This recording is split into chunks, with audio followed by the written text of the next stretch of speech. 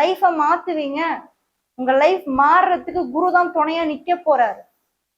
சனி கொடுக்கட்டும்ங்க, சனி நான் கொடுக்கறது வேண்டான்னு சொல்லல, ஆனா குரு கொடுக்குற மாதிரி சனியால கொடுக்க முடியாது. ரெண்டு கிரகமும் வேற வேற. நம்மளுடைய சொன்ன மாதிரி சனி ஒரு விஷயத்த கொடுக்குது அப்படின்னா அதுல நிறைய லெசனை சொல்லித்தரும், நிறைய பாடங்களை சொல்லித்தரும், அதுக்கப்புறம் தான் ஒரு விஷயம் கொடுக்கும். ஆனா குரு பகவான் ஒரு விஷயத்த கொடுக்குறாருன்னா எல்லா விஷயத்தையும் கத்துக்கிட்டதுக்கு அப்புறம் கொடுப்பாரு. அதே மாதிரி இந்த கும்பராசியை பொறுத்த வரைக்கும் ராசிக்கு 12ஆம் வீட்டையும் அவர் தொடர்பு கொள்றாரு அப்படின்றத நம்ம மறக்கவே கூடாது. அடுத்து 2ஆம் வீட்டு தொடர்பு கொள்றாரு. சோ ராசிக்கு 12 என்னவா இருக்கும்?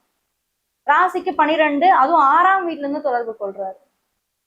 ஸோ இந்த இடத்துல 6-12 ஆக்சஸ் வந்து உங்களுக்கு ஆக்டிவாவே இருக்கு. இந்த டைம் பீரியட் வரைக்குமே உங்களுக்கு ஆக்டிவா இருக்கு. ஸோ ஃபாரின் சான்சஸ் ஏதாவது உங்களுக்கு இந்த வாய்ப்பு வருதுன்னா அதை பயன்படுத்திக்கோங்க. ஏன்னா கும்பத்தை பொறுத்த வரைக்கும் சனி பகவான் தான் ராசிநாதன்.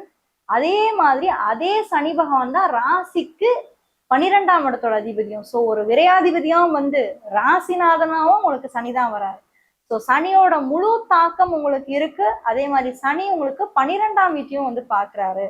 ஸோ ஃபாரின் சான்சஸ் உங்களுக்கு ஏற்படுங்க. வெளிநாட்டுல வாழ்ற மக்களுக்கு ஒரு அற்புதமான ஒரு காலகட்டம் அடுத்த ஒரு வருஷம். உங்களோட லைஃப்ல மேஜரான ஒரு ஷிஃப்ட்